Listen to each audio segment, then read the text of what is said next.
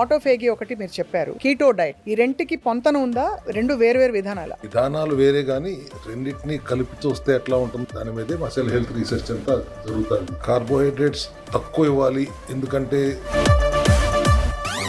Diet లో ఉన్నప్పుడు మోతాదుకు మించి ఫ్యాట్ తినమన్నారని నెయ్యి పోసేసుకుని తినేడాలు, కొబ్బరి నూనె బాగా తాగేడాలు చేయకూడదు. కొంతవరకు చేయొచ్చు. యాసిడ్స్ ఉన్న కొబ్బరి నూనె కురుడి నుంచి పట్టింది తాగుతాం మంచిదే, బట్ మీ కిడ్నీ సమస్య ఉన్నప్పుడు ఇలా ఎంత తాగాలి?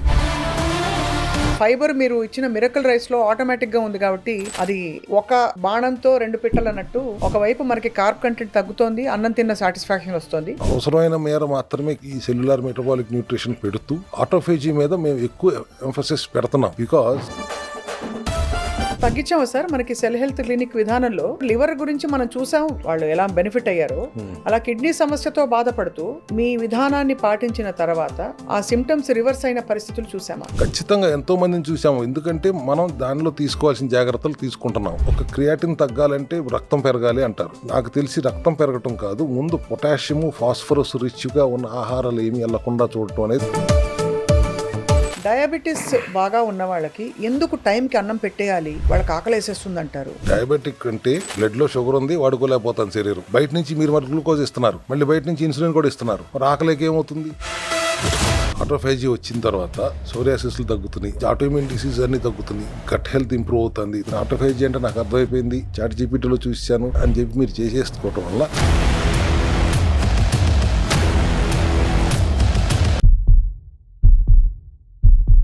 అందరికీ నమస్కారం. అసలు డయట్ ఎలా చేయాలి, ఏం తినాలి, ఎంత ప్రోటీన్ తినాలి, కార్బోహైడ్రేట్ ఎందుకు తినకూడదు, వీటిపై మాట్లాడబోతున్నాం. మన cell health expert, founder of cell health clinics, doctor Chinta Ravikumar గారు is here with us again today. Sir నమస్కారం. సార్ నమస్తే అమ్మా.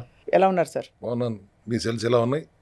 మా సెల్స్ ప్రస్తుతానికైతే పరిగెడుతున్నాయి సార్. ట్రీట్మెంట్లో ఉన్నట్టున్నారు కదా? ట్రీట్మెంట్లో ఎస్ సార్, చాలా బెనిఫిట్ అయ్యాను. చాలా ఎనర్జీ లెవెల్స్ పెరిగాయి ఫస్ట్ ఆఫ్ ఆల్. అండ్ ఇది వినే వరకు థియరిటికల్గా నాకు అర్థమైంది. ప్రాక్టికల్గా ట్రీట్మెంట్ మొదలెట్టాక I know how well I feel now. ఈ డయటింగ్ ఎంత కీలకమో నేను కూడా స్వయంగా ఎక్స్పీరియన్స్ అయ్యి చూశాను సార్. రెండు విషయాలు అడుగుతాను. ఆటోఫేగి ఒకటి మీరు చెప్పారు, అంటే సెల్స్ని ఆటోమేటిక్గా అవి డిస్ట్రాయ్ చేసుకుని బ్యాడ్ సెల్స్, అదొక విధానం. రెండోది కీటో డైట్, ఈ రెంటికి పొంతన ఉందా? రెండు వేరు విధానాలు వేరే గానీ రెండింటినీ కలిపి చూస్తే ఎట్లా ఉంటుంది అనేది దాని మీదే మా సెల్ హెల్త్ రీసెర్చ్ అంతా జరుగుతుంది గత సంవత్సరంగా. సెల్యులార్ మెటబాలిక్ న్యూట్రిషన్ అంటా నేను, కీటో డైట్ అనేది మీ పదానికి. కార్బోహైడ్రేట్స్ తక్కువ ఇవ్వాలి, ఎందుకంటే దాని గ్లూకోజ్ గా కన్వర్ట్ అవుతుంది కాబట్టి, రైట్. ఆ గ్లూకోజ్ రోగ కణాలకు ఆహారంగా మారుతుంది కాబట్టి మితంగా కార్బోహైడ్రేట్స్ ఉండేలా చూసుకోవాలి అనేది ఒక సిద్ధాంతం. టోటల్ గా గ్లూకోజ్ ని ఇన్హిబిట్ చేస్తాం వల్ల వచ్చే ప్రమాదాలు కూడా ఉన్నాయి అనేది మనం గమనించుకోవాలి. రైట్. అట్లాగే మితిమీరిన ప్రోటీన్ తినటం కూడా కరెక్ట్ కాదు, విధానం కాదు. అది కూడా యానిమల్ ప్రోటీన్ 1 kg తినేయండి, 1 kg తినేయండి అని చెప్పడం కూడా సరైన విధానం కాదు.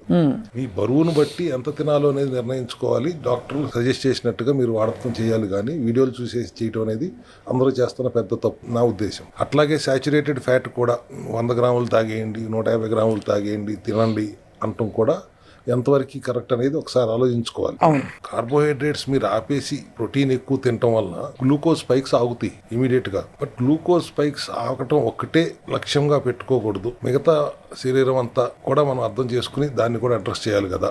అవును. ఒక సబ్జెక్ట్ లో పాస్ అయ్యి మిగతా అన్ని ఫెయిల్ అయితే కుదరదు కదా. అంతే కదా సార్. క్లాస్ మారి ఇంకో క్లాస్ కి వెళ్ళలేము కదా. అట్లాగే ఒక బ్యాలెన్స్డ్ గా కార్బోహైడ్రేట్ కూడా ఉండాలి, అది కాంప్లెక్స్ కార్బోహైడ్రేట్స్ ఉండాలి. సో దట్ ఎంతో కొంత గ్లూకోజ్ అవసరం, మన రెటీనాకైనా అవసరం, సెంట్రల్ నర్వస్ సిస్టమ్ కైనా అవసరం. ఇప్పుడు బ్లడ్ షుగర్ కూడా 100 వరకు నార్మల్ అంటున్నారు కదా, 126 వరకు డయాబెటిక్ కాదు అంటున్నారు. 126 వరకు ఎందుకు ఉండాలి షుగర్ అనేది ఒక విధానం ఉంది కదా, లేకపోతే అది నార్మల్ ఎందుకు అవుతుంది? గ్లూకోజ్ ఉండాలి అనే కదా అర్థం. అంతే కదా సార్. సో దానికి అనుగుణంగా మన కార్బోహైడ్రేట్స్ లెవెల్స్ కూడా మనం అడ్రస్ చేయాలి, మేనేజ్ చేసుకోవాలి. కానీ 100% ఇన్హిబిట్ చేయండి గ్లూకోజ్ ని అనేది ఎంతవరకు కరెక్ట్ అనేది ఇంకొకసారి పునరాలోచించుకోవాలి అందరూ. సో డయట్ లో ఉన్నప్పుడు మోతాదుకు మించి ఫ్యాట్ తినమన్నారని నెయ్యి పోసేసుకుని తినేడాలు, కొబ్బరి నూనె బాగా తాగేడాలు చేయకూడదు. కొంతవరకు చేయొచ్చు. మోనోలారిక్ యాసిడ్స్ ఉన్న కొబ్బరి నూనె కురుడి నుంచి పట్టింది తాగుతాం మంచిదే, బట్ మీ కిడ్నీ సమస్య ఉన్నప్పుడు ఇట్లా ఎంత తాగాలి, లివర్ సమస్య ఉన్నప్పుడు ఎంత తాగాలి, ఆ బేరేజ్ వేసుకుంటూ లిపిడ్స్, మీరు గ్లూకోజ్ తగ్గుతాం కాదు, లిపిడ్స్ పెరిగిపోతాయి, ఇన్ఫ్లమేషన్ పెరిగిపోతుంది, గట్ డిస్బయోసిస్ అవుతుంది, గట్ హెల్త్ ప్రాబ్లం వస్తుంది. వీటన్నిటిని దృష్టిలో పెట్టుకుని మనం నిర్ణయించాలి. కానీ అందరినీ ఒకే గాడిని కట్టేసి మీరు 100 గ్రాములు తాగేయండి అంటం కరెక్ట్ కాదు అనేది నా ఉద్దేశం. నేను చెప్తుందని వెనకమాల. అట్లాగే గ్లూకోజ్ పూర్తిగా తీసేయండి అంటాం కంటే కాంప్లెక్స్ కార్బ్స్ వాడండి. న్యాచురోపతిలో మొదటి రోజు నుంచి చెప్తానే వస్తారు మాకు. సింపుల్ కార్బ్స్ స్టార్చీ ఫుడ్స్ వైపు వెళ్ళకండి, కాంప్లెక్స్ కార్బ్స్ తినండి. ఫర్ ఎగ్జాంపుల్ స్వీట్ పొటాటో, చిలకడ దుంప, అది వెంటనే డైజెస్ట్ అవ్వదు. So that is very good complex carb. Okay, చిలకడ దుంప చాలా మంచిది. అయితే చాలా మంచిది.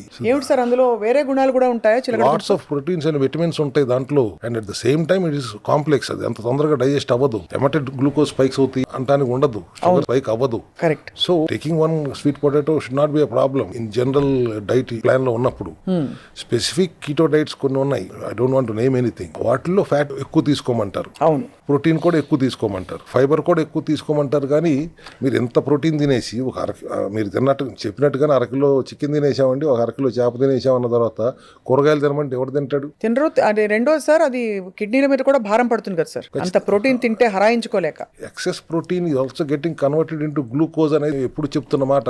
అది మజిల్ గా ఫామ్ అవుతుందని కొంతమంది చెప్తున్నారు. ఎంతవరకు దాంట్లో సైన్స్ ఉన్నది అని అందరూ ఒకసారి ఆలోచించుకోవాలి. అవునవును. More than 1 gram of your body weight unless your athlete, protein తీసుకోవడం అంత మంచిది కాదు అనేది సైన్స్ మొత్తం చెప్తున్నది. సో అందరూ ఏమనుకుంటారంటే ప్రోటీన్ మంచిది కాబట్టి మోతాదుకి మించి తినేస్తే అది పడుంటుందిలే అనుకుంటారు. కానీ అది కూడా ఎక్కడికైనా వెళ్ళాలి కాబట్టి అది ఫ్యాట్ గానే కన్వర్ట్ అవుతుంది, గ్లూకోజ్ గానే కన్వర్ట్ అవుతుంది. గ్లూకోజ్ కన్వర్ట్ అయ్యి దెన్ ఆ గ్లూకోజ్ ఖర్చు కాకపోతే ఉన్నప్పుడు మళ్ళీ ఫ్యాట్ గా కన్వర్ట్ అవుతుంది. సో అది కూడా మీరు తీసుకునే ప్రోటీన్ లీన్ ప్రోటీన్ ఉండాలి, నాట్ ఫ్యాట్ ప్రోటీన్. అంటే రెడ్ మీట్ లాంటివి తీసుకుంటాం వల్ల అంత మంచిది కాదు. అదే at the same time plant protein కూడా ఉంటుంది. యూ కెన్ హ్యావ్ ప్లాంట్ ప్రోటీనా, యానిమల్ ప్రోటీనా, ఏది అవసరం ఆ పర్సన్ కి, ఆ మెటబాలిజం కి అనుగుణంగా అనేది కూడా మనం నిర్ధారించడానికి ఒక డాక్టర్ ఆధ్వర్యంలోనే వాళ్ళు తీసుకోవడం చేయటం చేయాలి.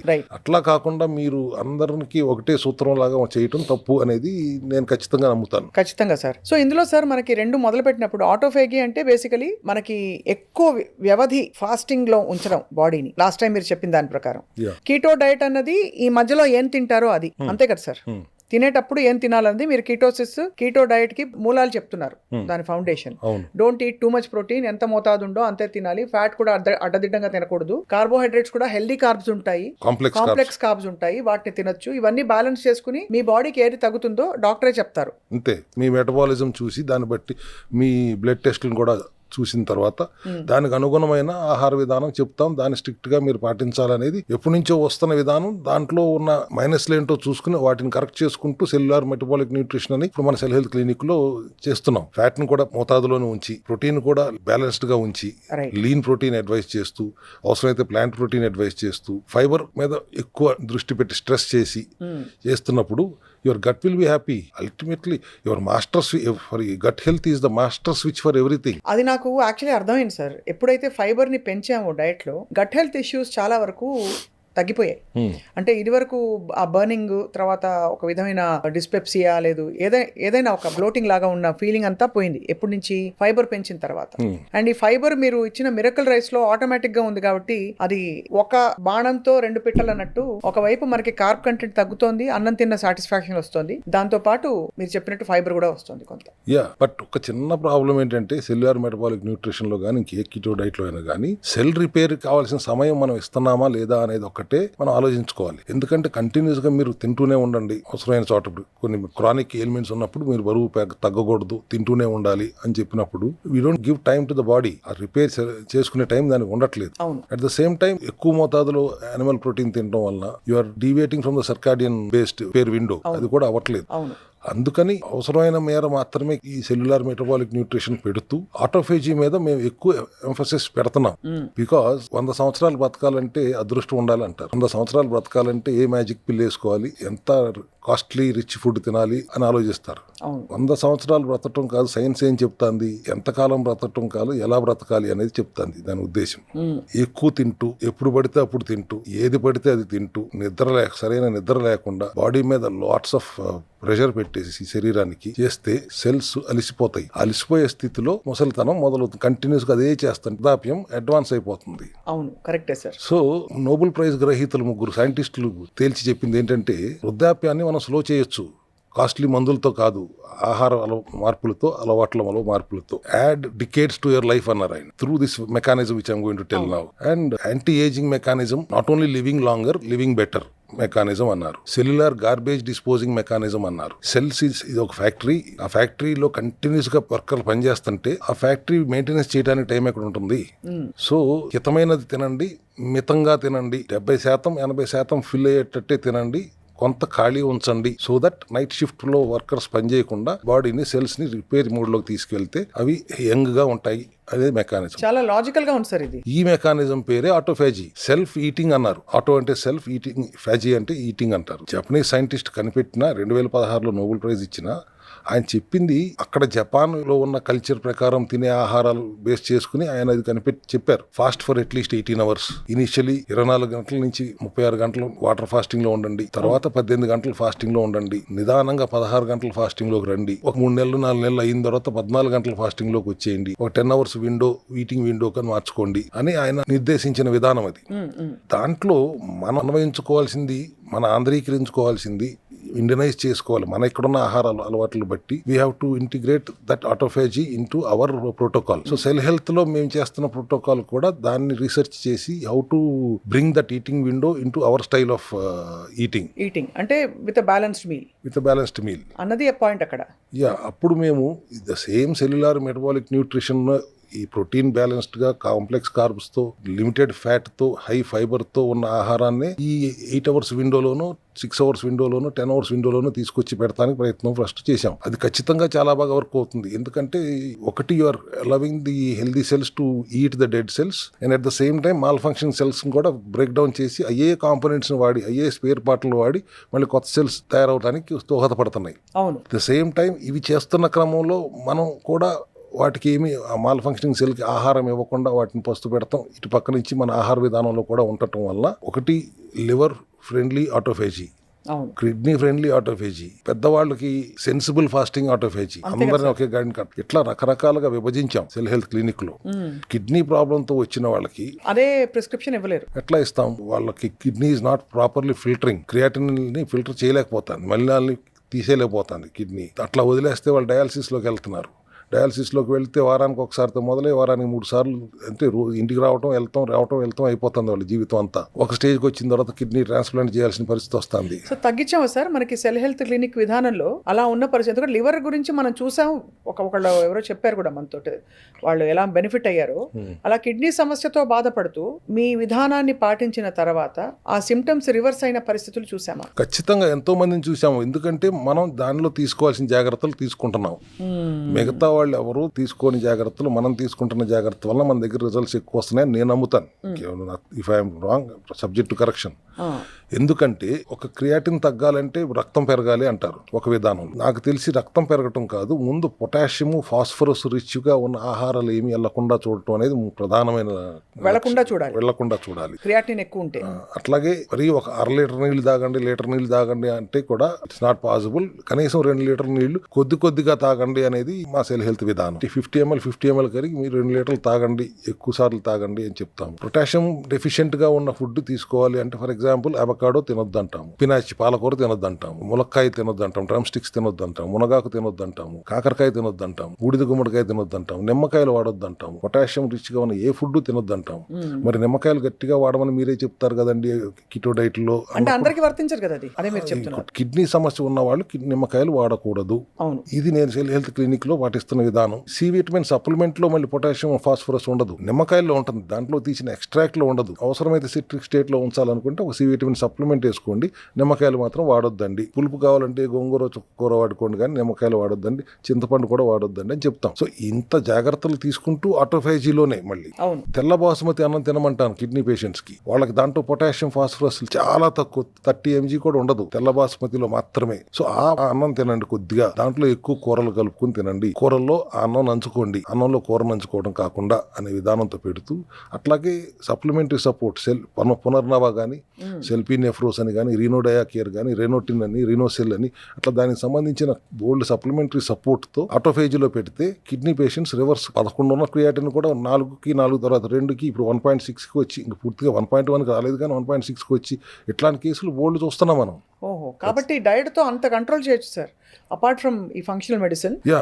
ఇక్కడ మరి మీరు గమనించాల్సిన ఆటోఫేజీ కూడా జరుగుతుంది. అదే అందుకనే సార్, అదే healthy cells are also taking care of the malfunctioning cells. ఒక పక్కన చేస్తూనే ఉన్నారు, మనం సప్లిమెంటరీ సపోర్ట్ ఇస్తున్నాం, ఆహారంలో కూడా తీసుకోవాల్సిన జాగ్రత్తలు తీసుకుంటున్నాం. కాబట్టి మన కిడ్నీ సమస్యలు చాలా మందికి మనం తగ్గించగలుగుతున్నాం సెల్ హెల్త్ క్లినిక్ లో. సార్ నాకు ఒక డౌట్, ఇప్పుడు ఇది తిరకాసుగా ఉంటుంది ఈ ప్రశ్న. డయాబెటీస్ బాగా ఉన్న వాళ్ళకి ఎందుకు టైంకి అన్నం పెట్టేయాలి, వాళ్ళకి ఆకలి వేసేస్తుంది అంటారు. అది వాళ్ళు ఇన్సులిన్ మీద ఉన్నారు కాబట్టి అది పుట్టుకొచ్చే సిమ్టమా? సహజంగా డయాబెటిక్స్ కి ఆకలి ఎందుకు ఎలా ఎక్కువ లాజికల్ గా వేస్తుంది? వాళ్ళకున్న షుగర్ అంతా బర్న్ కావట్లేదనే కదా. డయాబెటిక్ అంటే బ్లడ్ లో షుగర్ ఉంది, వాడుకోలేకపోతాను శరీరం. అది బయట నుంచి మీరు మరి గ్లూకోజ్ ఇస్తున్నారు, అవును మళ్ళీ బయట నుంచి ఇన్సులిన్ కూడా ఇస్తున్నారు. అవును, మరి ఆకలికి ఏమవుతుంది? ఆల్రెడీ ఉన్న గ్లూకోజే వాడుకోలేకపోతుంటే మీరు మళ్ళీ గ్లూకోజే పెడితే, మిగతా పోషకాలు పెట్టకపోతే ఆ గ్లూకోజ్ ఉన్నది మళ్ళీ వెళ్ళింది, అది ఎక్సెస్ గ్లూకోజే అవుతుంది. కానీ మీకు కావాల్సిన న్యూట్రిషన్ అయితే వెళ్ళట్లేదు కదా.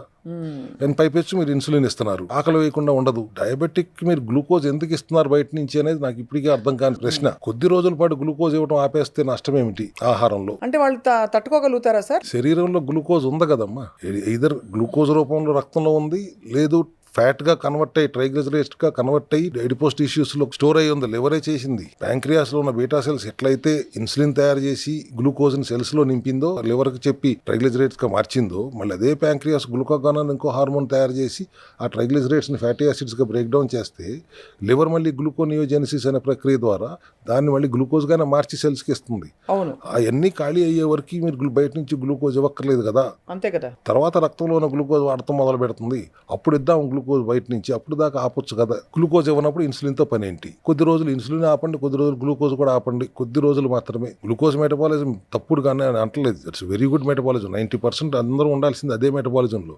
అక్కడ ఏదైనా ఇబ్బంది వచ్చినప్పుడు కొద్ది రోజుల పాటు టెంపరీగా మనం కీటోన్ మెటబాలిజంలోకి వెళ్తున్నాం, ఆ తర్వాత మళ్ళీ గ్లూకోజ్ మెటబాలిజంలోనే వాడమంటున్నాం. సో మీరు అది ఎత్తారు కాబట్టి డయాబెటిక్ సబ్జెక్టు నాకు అసలు అది పెద్ద ఆవేదనతో కూడిన సబ్జెక్టు. ఎందుకు ఇట్లా చేస్తున్నారు? జీవితాంతం మందులు వాడమంటారు ఏంటి? ఈ పైపెచ్చు మందులు వాడినా కూడా అది కంట్రోల్ అవ్వదు, నెంబర్ గేమే. 11.5 ఉందా, 8.5 ఉందా, ఈ మధ్యలో ఉంటుంది HbA1c, ఆ నెంబర్ చూస్తారు అంతే. ఒక వ్యక్తి అడిగిన ప్రశ్న సార్, వాళ్ళకి 11.8 ఉన్న ఈ డయాబెటీస్ HbA1c అది 5.8కి వచ్చింది, మన దగ్గరే వచ్చింది కదా. అది వచ్చిన తర్వాత ఇది మెయింటైన్ చేయాలా, ఇదే డైట్ మెయింటైన్ చేయాలా, అంటే అది ఎప్పటికీ ఇలాగే తినాలా, మామూలుగా కొంచెం దాన్ని పెంచుకోవడం చేంజ్ చేసుకోవడం జరుగుతుందా అన్నది వాళ్ళ ప్రశ్న. మంచి ప్రశ్నే, కానీ నేను చెప్పింది వేరు, మీరు చెప్పింది వేరు అయి ఉంటుంది. నేను చెప్పింది అసలు ఏ డైట్ చేయకుండా నా సప్లిమెంట్లు మాత్రమే వాడి 11.5 నుంచి 5.5కి వచ్చారు. టెస్ట్ మోనీలు కూడా మీ దగ్గర చూపించాను. ఇట్లా కాకుండా డైట్ చేస్తూ, అంటే ఆహారంలో గ్లూకోజ్ వెళ్ళనివ్వకుండా చూస్తూ గనక మనం రివర్స్ చేయగలిగితే తర్వాత మళ్ళీ రాదా అని ప్రశ్న ఖచ్చితంగా రాదు. మీరు విచక్షణతో తింటే, విచ్చలవిడిగా తినకుండా. పైపెచ్చు ఎప్పటికప్పుడు మెయింటెనెన్స్ చేసుకోవాలనే కదా నేను ఎప్పుడు చెప్పేది. 6 నెలలకు ఒకసారి ఒక 21 రోజులు మెయింటైన్ చేసుకో, మళ్ళీ గ్లూకోజ్ లేని ఆహారం కొద్ది రోజులు పాటించండి. సంవత్సరానికి ఒక మండలం రోజులే కదా నేను ఎప్పుడు చెప్పేది. గ్లూకోజ్ లేని ఆహారం పెట్టండి, కావాల్సిన సప్లిమెంటరీ సపోర్ట్ ఇవ్వండి, బాడీని డీటాక్స్ చేయండి. ఈ విధంగా ఉంటే మళ్ళీ ఎప్పటికీ షుగర్ వచ్చే అవకాశం లేదు అనేది మా విధానం. అదే అర్థమైంది సార్. అయితే ఇప్పుడు మొత్తానికి అంటే ఈ డయాబెటీస్ ప్రస్తావన ఎందుకు వచ్చిందంటే సార్, ఎలా అయితే కిడ్నీస్ పేషెంట్లకి ఆటోఫేగి డిఫరెంట్గా ఉంటుంది, మీరు ఇచ్చే ప్రిస్క్రిప్షన్ ఆఫ్ డయట్ డిఫరెంట్గా ఉంటుంది, తెల్ల బాస్మతి రైస్ తినమని చెప్తారు. అలాగా డయాబెటీస్ పేషెంట్స్ కూడా ఆబ్వియస్లీ వాళ్ళ కీటో డయట్ కావచ్చు, లేదు ఈ ఆటోఫేగి కావచ్చు, కస్టమైజ్ అయ్యి ఉంటుంది వాళ్ళ సిమ్టమ్స్ ప్రకారం. కాబట్టి డైట్ బ్లైండ్ గా చేసేదైతే కాదు. డాక్టర్ సంప్రదింపు లేకుండా చేస్తే మెడనొప్పికి మందేస్తే మోకాలు నొప్పి వచ్చినట్టు వేరే సమస్యలు పుట్టుకొస్తాయి. Autophagy is very good and no doubt about it. Cell health లో చేస్తున్న autophagy is totally different from what general గా అందరూ అనుకునే ఆటోఫేజీ. అవును. సో డయాబెటిక్ పేషెంట్ ఆటోఫేజీ ఎట్లా చేయాలి అన్నప్పుడు మీరే చెప్పారు, ఇందా మిరకల్ రైస్ తినండి, దాంట్లో గ్లూకోజ్ ఉండదు కదా. అట్లాగే నేను అల్ట్రా లో కార్బ్ ఫ్లోర్ ఇస్తున్నాను, దాంతో రోటీ చేసుకు తినండి, దాంట్లో ఏం గ్లూకోజ్ ఉండదు కదా. ఇప్పుడన్నా ఒక చిలకడ దుంప తినండి, వద్దని అంటలేదు. టోటల్ గా కాంప్లెక్స్ కార్బ్స్ కొద్ది మోతాదులో తినండి. వారంలో 2 రోజులు కావాలంటే మిల్లెట్స్ తినండి, ఇబ్బంది ఏం లేదు. ఫైబర్ ఉంటుంది కాబట్టి షుగర్ స్పైక్స్ వెంటనే అవ్వదు. అట్లా క్రేవింగ్స్ మిస్ అవ్వకుండా వాళ్ళని ఆటోఫేజీలో ఉంచి we're ensuring that he is recovering from the diabetes. కానీ ఫ్యాటీ లివర్ అయినా కానీ, లివర్ ఫైబ్రోసిస్ అయినా కానీ, ఏది కాకపోతే వెయిట్ లాస్ సార్. ఐడియల్ వెయిట్లో ఉంటే, ఎందుకంటే సార్ 73 ఉండవలసిన వాళ్ళు 78కి వెళ్తే ఆ 4-5 కిలోల్లో కూడా వాళ్ళ థైరాయిడ్ మారిపోయి వేరే ప్రొఫైల్స్ అన్నీ కూడా కొంచెం అబరేషన్స్ ఉండి చూస్తున్నాం. ఆ 4-5 కిలోలు తగ్గిపోతే కూడా చాలా విషయాలు సెట్ అయిపోతాయని మనం వింటూ ఉంటాం సార్ కేస్ స్టడీస్లో. వెయిట్ లాస్కి వస్తే ఇంకా చాలా ఈజీ అమ్మ, ఇంత రెస్ట్రిక్షన్స్ కూడా పెట్టాం. 20 గ్రాములే కొబ్బరి నూనె తాగమంటాం ఆటోఫేజీలో. అండ్ వైట్స్ అవాయిడ్ చేసి చక్కగా బ్రౌన్ రైస్ మిల్లెట్స్ తినొచ్చు. పప్పు తింటావా, తిను, పెసరపప్పు తిను, కందిపప్పు తినబాక అంటాను. దుంపలు తప్పితే మిగతా కూరగాయలన్నీ వాడుకోండి. He's eating normal life maintain lead చేస్తున్నాడు and losing at least about 1.5 to 2 kgs every week. నెల అయ్యేపాటికి 4 కిలోలు ఖచ్చితంగా తగ్గుతున్నాడు. ఖచ్చితంగా తగ్గుతారు అన్ని తింటూ. మళ్ళీ వైట్ రైస్ తినొద్దు, వైట్ బ్రెడ్ తినొద్దు, మైదా పిండి తినొద్దు, వైట్ షుగర్ వద్దు, వైట్ సాల్ట్ వద్దు, ఇలాంటి వైట్స్ అవాయిడ్ చేస్తాము, దుంపలు అవాయిడ్ చేస్తాం, most important refined oils avoid చేస్తాం. ఇవి అవాయిడ్ చేస్తూ నీ క్రేవింగ్స్ ఏమి మిస్ అవ్వకుండా నువ్వు వెయిట్ తగ్గుతున్నావు. రైట్. అండ్ ఇట్లా తగ్గిన వెయిట్ సస్టైన్ అవుతుంది. మీరు మొత్తం గ్లూకోజ్ అవాయిడ్ చేసేసి, కార్బోహైడ్రేట్స్ అవాయిడ్ చేసేసి, హై సాచురేటెడ్ ఫ్యాట్ తీసేసుకుని, ఎక్కువ మోతాదు ఎక్కువ ప్రోటీన్ తీసేసుకుని బరువు తగ్గి మళ్ళీ కార్బోహైడ్రేట్స్ తింటాం మొదలు పెడితే మళ్ళీ పెరిగిపోతారు. ఇప్పుడు మీరు కార్బోహైడ్రేట్స్ తింటూ తగ్గుతున్నారు ఈ ఆటోఫేజీలో. సో ఇది నిలబడుతుంది. More sustainable, more pleasant, more easy also. Sir final ఒక క్వశ్చన్ అడగాలి. ఇది ఇప్పుడు మీరు సగటున వారానికి 2-3 సార్లు బయట తింటూ, అది ఆఫీస్ లంచ్ కావచ్చు, పార్టీ కావచ్చు, ఇంకేదో కావచ్చు, స్విగ్గీ కావచ్చు, ఇంట్లో రోజు అన్నం, పప్పు, కూర, ఇంకేదో నాన్ వెజ్ తినేవాళ్ళు నాన్ వెజ్ పెట్టుకుని తినే డైట్ నుంచి చాలా మితంగా రిఫైన్డ్ ఆయిల్స్ ఇవేవీ లేని భోజనాలు కంప్లీట్ గా రెస్ట్రిక్టెడ్ టైమింగ్స్ లో ఇలా తినమని చెప్తున్నారు.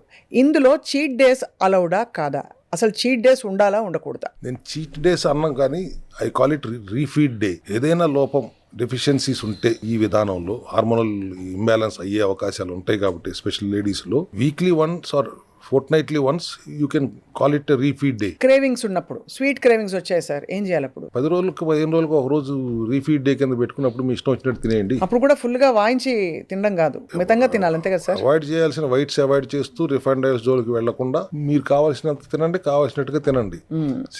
మనం కడుపు కట్టేసుకుని బతకమని నేను ఎప్పుడు చెప్పను. క్రేవింగ్స్ ఉంటాయి, సరదాగా బయటకు వెళ్ళాలని ఉంటుంది, ఏదో బర్గర్ తినాలని ఉంటుంది, నీకు నచ్చింది తినాలని ఉంటుంది, వెళ్ళి పబ్కి వెళ్ళాలని ఉంటుంది, వెళ్ళు, నెలకు ఒకసారి వెళ్ళు, లేదా 2 సార్లు వెళ్ళు, నో ప్రాబ్లం.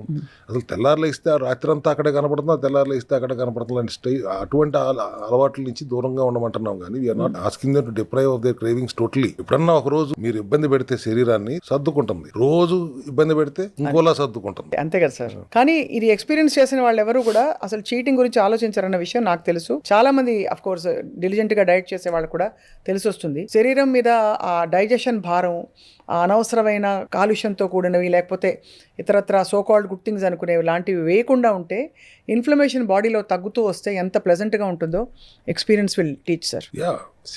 వన్స్ ఆటోఫేజీ వచ్చిన తర్వాత life has become very easy. First of all సోరియాసిస్లు తగ్గుతున్నాయి ఆటోఫేజీలోనే, అంటే అన్ని తింటూ. ఇంకా అంతకుమించి ఆటోఇమ్యూన్ డిసీజ్ అన్ని తగ్గుతున్నాయి, గట్ హెల్త్ ఇంప్రూవ్ అవుతుంది త్రూ థెరపెటిక్ వాల్యూస్తో పాటు ఆటోఫేజీలో ఉన్నప్పుడు. Any kind of autoimmune diseases కూడా మన ఆటోఫేజీలో with the help of the supplementary support తగ్గుతుంది. 18 గంటల తర్వాత తినొచ్చు అన్నప్పుడు ఎవడైనా ఆగుతాడుగా? 100 రోజుల దాకా తినకూడదు అన్నప్పుడు వేరు, రేపు 18 గంటల తర్వాత 16 గంటల తర్వాత తినొచ్చు అనుకున్నప్పుడు it's easy for anybody to do. అందరూ అంటారు కార్బోహైడ్రేట్స్ ఒకసారి తింటే మళ్ళీ మళ్ళీ తినాలనిపిస్తుంది అని. ఇక్కడ you have a restriction, you cannot eat till tomorrow afternoon అన్నప్పుడు రేపు ఆఫ్టర్నూన్ తినొచ్చు కదా అని ఆగుతాడు. బికాస్ హీఈస్ హ్యావింగ్ ఎ ప్రాబ్లంతో వచ్చిన వాడు ఎందుకు చేయడు? రేపు తినొచ్చు అన్నప్పుడు ఇట్స్ టెంప్టింగ్ కదా, రేపు తినొచ్చు అన్నప్పుడు ఎవడైనా చేస్తున్నాడు. అదే కదా, 100 రోజులు తినకూడదు, 120 రోజులు తినకూడదు అన్నప్పుడు 2వ రోజు 3వ రోజు డ్రాప్ అయిపోతున్నారు. అది కాబట్టి ఇది easier to integrate and easier to heal. I think it's a revolution happened. అంటే ఆయన ఎవరో కనిపెట్టి అక్కడ 2016లో నోబెల్ ప్రైజ్ ఇచ్చారని చెప్తాం కాదు. ఇది ఎప్పటి నుంచో మన సనాతన సాంప్రదాయంలోనే ఉంది. లంకనం అనేది మనకి వాళ్ళు కొత్తగా వచ్చింది కాదు, మర్చిపోయాం. ఆయన గుర్తు చేశారు, పోనీ థ్యాంక్స్ టు హిమ్. మళ్ళీ మనం అదే అవలంబిద్దాం. మన సెల్ హెల్త్ క్లినిక్లో దానిని మనకు అనుగుణంగా ఆంధ్రీకరించుకున్నాను అనుకోండి, పోనీ రేపొద్దున భారతీకరించుకుంటాను. You have to ensure this suits our environment, our culture. దానికి అనుగుణంగా చేయాలి అనేది నేను ప్రధానంగా ఇక్కడ చెప్పదలుచుకున్న విషయం. At the same time 100% carb రెస్ట్రిక్టెడ్గా ఉండక్కర్లేదు. మోతాదులో 25% కార్బ్స్ ఉండటం మంచిది. అది but that should be most of the complex carbs ఉండాలి. Balanced protein, balanced fibre. 25% ఇది ఉందంటే మిగతా 75%లో ప్రోటీన్ ఉంటుంది, ఫైబర్ ఉంటుంది. అవును. అండ్ కొద్ది మోతాదు సాచురేటెడ్ ఫ్యాట్ కూడా ఉంటుంది. బ్యాలెన్స్డ్ గా ఉంటూ మీరు ఆటోఫైజ్ చేసినప్పుడు సప్లిమెంటరీ సపోర్ట్ తో ఎటువంటి అనారోగ్యమైన ఇట్లా చిట్టికేసి తగ్గించుకోగలిగే దమ్ము మన సెల్ హెల్త్ విధానంలో ఉంది. కాకపోతే ఎవరికాళ్ళు సొంతంగా చేసుకోబాకండి, డాక్టర్ సంప్రదింపు ద్వారానే చేసుకుని. ఆటోఫైజ్ అంటే నాకు అర్థమైపోయింది, చాట్ జీపీటీలో చూశాను అని చెప్పి మీరు చేసేసుకోవటం వల్ల చాలా ఇబ్బందులు ఉంటాయి. మీరు ఒక డాక్టర్స్ అడ్వైజ్తోనే చేయండి. మీ మెటబాలిజంకి అనుగుణంగా వాళ్ళు అడ్వైజ్ చేస్తారు. న్యూట్రిషనిస్టులు, క్వాలిఫైడ్ న్యూట్రిషనిస్టులు ఉంటారు, వాళ్ళ సలహా తీసుకుని చేయండి అనేది నా విజ్ఞప్తి. తప్పకుండా డాక్టర్ రవికుమార్ గారు, బికాజ్ ఐ థింక్ ఇది ఫండమెంటల్ ఫౌండేషన్ ఆరోగ్యానికి. అండ్ ఇలా కనుక పాటించగలిగితే వాళ్ళే ధన్యులు. బికాజ్ ఆరోగ్యకరమైన జీవితం, వీలైతే దీర్ఘకాలిక జీవితం కూడా వాళ్ళకి ప్రసాదించే ఒక అద్భుతమైన విధానం ఇది. Thank you very much for wonderful, very insightful session sir. Thank you.